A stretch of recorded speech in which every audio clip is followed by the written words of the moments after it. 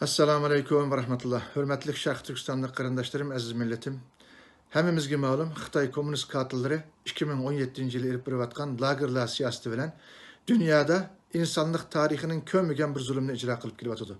Bugün 35 milyonluk Şarkı Türkistan'daki Uygur Müslümanlarının belki 5-4 milyonu lagerlarda mecburlap lagerlara solunuş arkalık bulanı fikri islahat kılımız diyen naiti yumuşak bir söz bilen dünyanın közü buyulup milyonlagan kırındaşlarımız işkence, kıyın kıstak her xil zulüm bile öttürülüp atıdı.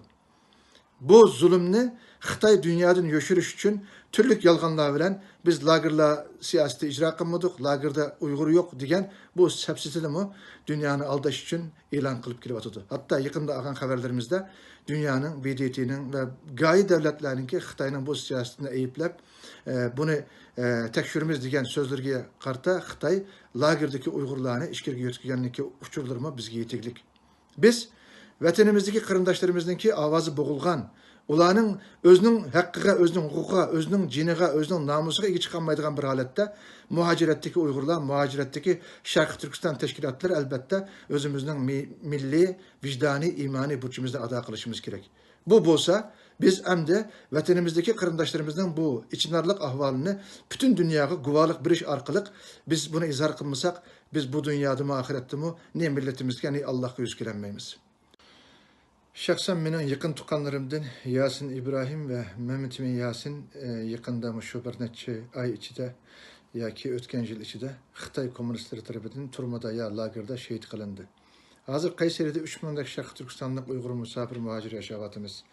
Kalan kırındaşlarımızdan mı, kalan yurttaşlarımızdan mı ahvalı menden farklı emez. Biz hazır 2 yılın yakı vatenden hiç kanda bir alaka uçur alanmaklık. Üyedeki uruk tukanlarımızın ki hayat mı ya öldü mü? Nerede ekenliginden bizden malumatımız yok. Bugün ben yalğız özemdeki guvaçılık emez, Kayseri'deki 3000 Şarkı Türkistanlık Uygur misafir muhacir namıdımı guvalık birmen ki biz emde bizden milletimizin ki bu içinarlık ahvalını halkarağı namayan kılış, halkarağı izhar kılış ve Xitay'ın bu rezil siyasetini paş kılış arkalık Xitay'ını halkara sotka, halkara sahneye söylep çıkışımız gerek. Eğer biz bu mesuliyetini ada kılmasak bu dünyada hem ahirette hem milletimizden hem Allah'ın aldıda yüzgelenmeyimiz. Biz inşallah bu mesuliyetini en yakşı, en mükemmel bir şekilde ada kılışımız gerek. Şu yakta bütün kırındaşlarımızga ben guvalık bir işini talep kılman. Guvalık bir iş bizninki en akıllısı bir insani, bir vicdani, bir imani mesuliyetimiz. Esselamu Aleyküm ve Rahmetullah. Seyyid Tümtürk.